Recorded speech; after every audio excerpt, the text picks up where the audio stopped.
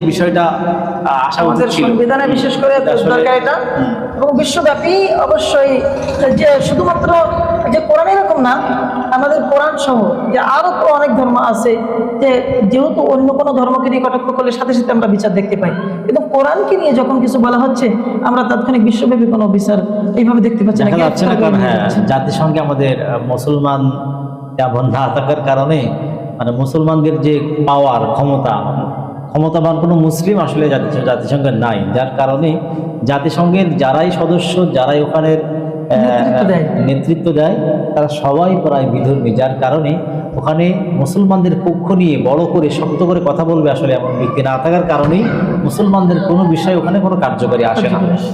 যাই হোক, আলহামদুলিল্লাহ আমরা অত্যন্ত সুন্দর আলোচনা শুনেছি।